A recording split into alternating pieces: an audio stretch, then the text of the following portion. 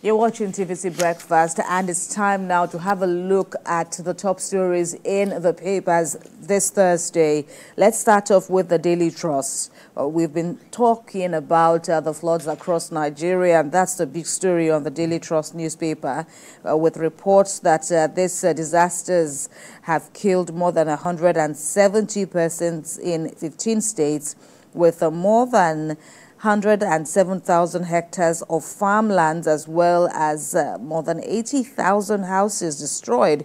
NEMA warns of severe incidents in September and October. That's already upon us, with the President Bola Tinubu urging speedy action on environmental concerns.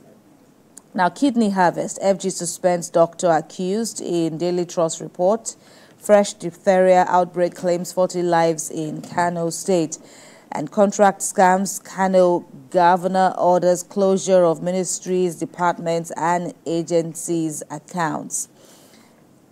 Over now to the Punch newspaper. Government plans evacuation camps as flood hits 28 states. Flooding affects 133 local governments, more than 526,000 persons affected, with President Tinubu also promising aid. Bankers Committee completes restoration of National Theatre, and there are pictures alluding to the extent of the renovation work from the gatehouse to the inner parts of the National Theatre, including the main bowl. You can get details from the Punch. Other stories: NLC plans mass procession as Ajero honors police invitation today. Atiku, Bode George disagree over presidential ambition ahead of 2027. Salient Times is next. Ajero police invitation. LP berates NLC, says it's unethical to mobilize members to police headquarters. Dabiri Iriwa reveals identity of woman in viral clip, threatening to kill Nigerians in Canada. Okay. Alleged importation of toxic fuel. Arewa youth reject calls for sack of NMDPRA boss. Alex Oti to convene LP stakeholders meeting September 4. All this and more on Salient Times. The Nation reads now: police officer, 19 others held for terrorism. How ASP, other suspects are beat Boko Haram as well as bandits. ASWAP, this is according to an investigation there. Get details from The Nation. Foreign investors pump 800 billion naira into breweries subsector. Atiku should wait until 2031 to run, says Bode George. And presidency speaks on why Hajj Commission must be reformed. Next is First News. The lead story is captioned, "Desperate Rescue Mission. Gobir residents confront bandits to free 150 kidnapped victims. Recover slain district head." FG ASU talks show promise meeting to avert strike continues September the 6th. That's next week. 70,000 students face deportation as protests erupt in Canada. We reported that earlier. Kwara cleric's wife gives birth to 11 babies. 4 Nigerians sentenced in the UK for running marriage certificate scam. Interpol strikes major blow against Black Axe. 300 arrested in global cybercrime crackdown. Let's check out Daily News Hub now. Ahead of the 2027 presidency, Bode George mocks Atiku, says step aside until 2031, urges him to allow the younger generation lead. I'm not preoccupied with 2027 presidency, Atiku Abubakar replies Bode George. How UK Lagos visa application center ripped off my family, says a British Nigerian, as he goes on to demand a refund within 7 days of the monies allegedly collected fraudulently from his wife. ASU FG meeting shifted until September the 6th. Ogun records 151 suspected monkeypox cases. Alleged terrorism. DIA gets court order to detain police ASP 19 others for 30 days. Finally, with me is the Daily Times. Bode George to Atiku, that continues to reverberate in the papers we've seen so far. He says he can't be president in 2027 and that PDP will field a southerner as presidential candidate come the next general election. Now, talking about 2027 insensitive, as Atiku's spokesperson replies, Bode George, insecurity, bandits, kidnappers, others will face consequences of their actions. Supporting Nigeria's democracy, best way to respond to Nigerians' aspirations. EFCC warns lawyers against violating anti-money laundering rules. And NLC directs members to occupy police headquarters nationwide today. Ibrahim. Right, the first with me here is the Daily Independent with the headline, Presidency, if you must contest, wait till 2031. Bode George tells Atiku, says a southerner must occupy the position till 2031. You can't talk of 2027, 2023 has no benefit yet, Atiku's age. Kano implements single central revenue account for MDAs. Federal government, local government fiscal autonomy is the legal luminary flays NAS, or National Assembly, over Supreme Court judgment. To avert ASU strike, federal government raises committee to review unions' demands, meet union September the 6th after deadlock meeting. Above the nameplate, NCC announces final deadline for name-sim linkage compliance. Plateau Assembly reduces elected local government officials' tenure to 2 years. Next is This Nigeria. Federal government moves to stop ASU strike. Both parties agree to meet September the 6th. Alleged terrorism financing. Labour plans showdown with police if Ajaero is detained. Idu Industrial Park will generate over 40,000 jobs on completion, says Wike. DIA gets court order to detain policeman. Others over terrorism charges. Bode George to Atiku, you can't contest in 2027.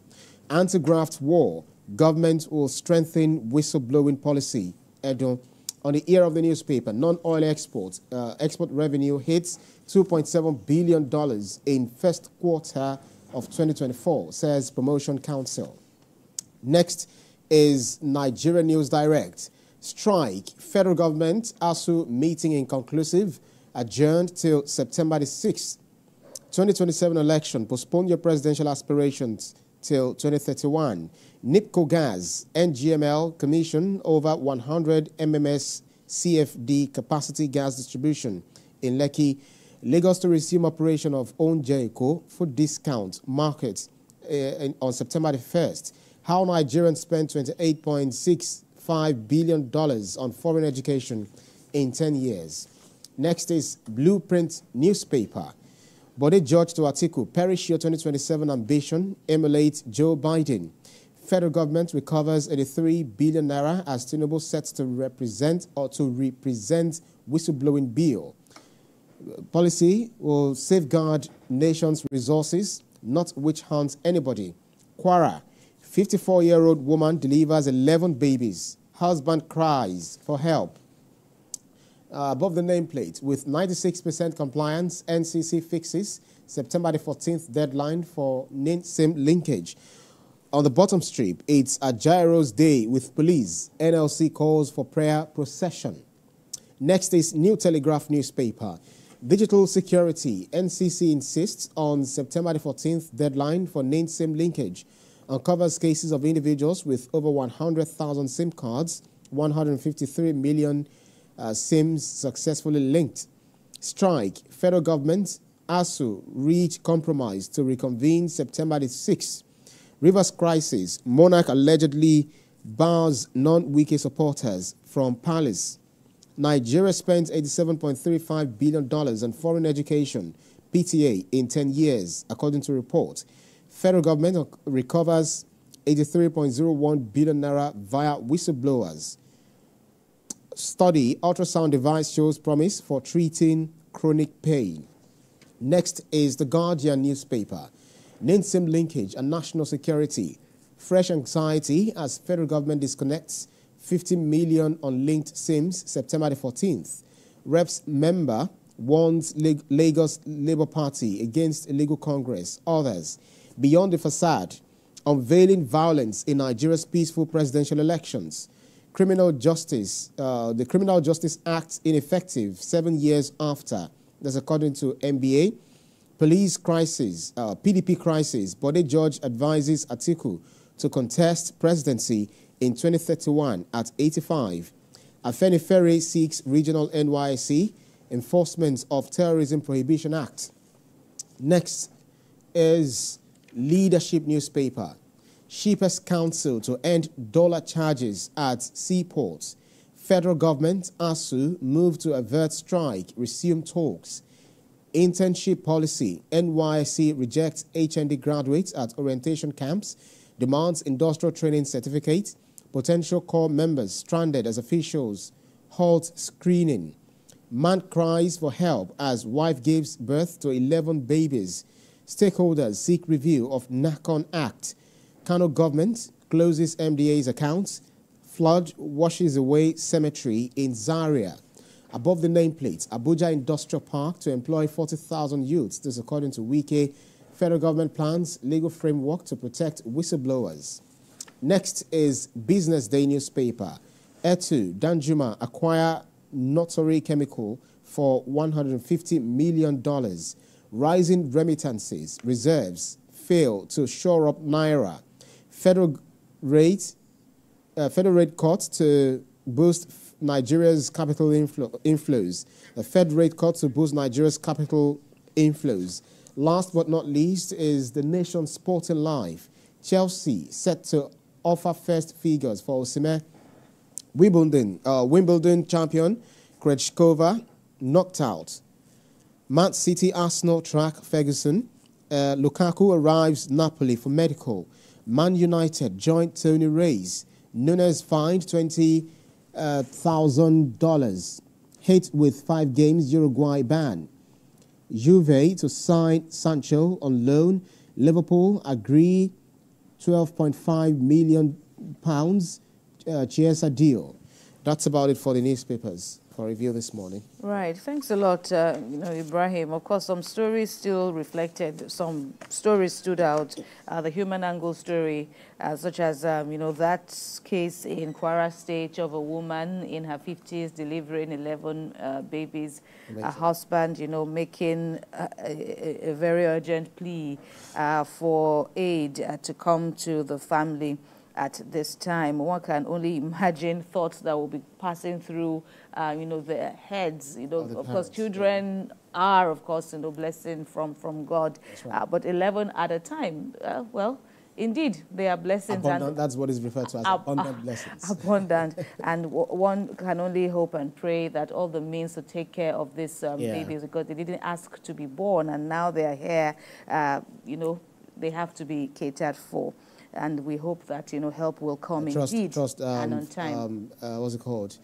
Nigerian governments, also state governments, philanthropists, a lot of people absolutely. falling in and all of that. Absolutely, because this is one clear case begging for assistance. And of course, the floods, there's warning after warning that, more floods will come between September and October. And, warnings have been given out to people. It's just sad that so many lives have been lost, more than 150. Hundreds of thousands are displaced. Farmlands, already we are talking about, food insecurity in the land. And now we are hearing more and more farmlands also affected by this not only farmlands, activities of people, even cemetery is not spared in this regard. People that are already resting, in the afterlife, they are disturbed by flood. So I guess a lot of things are actions and inactions. We have to be mindful of how it's good that the government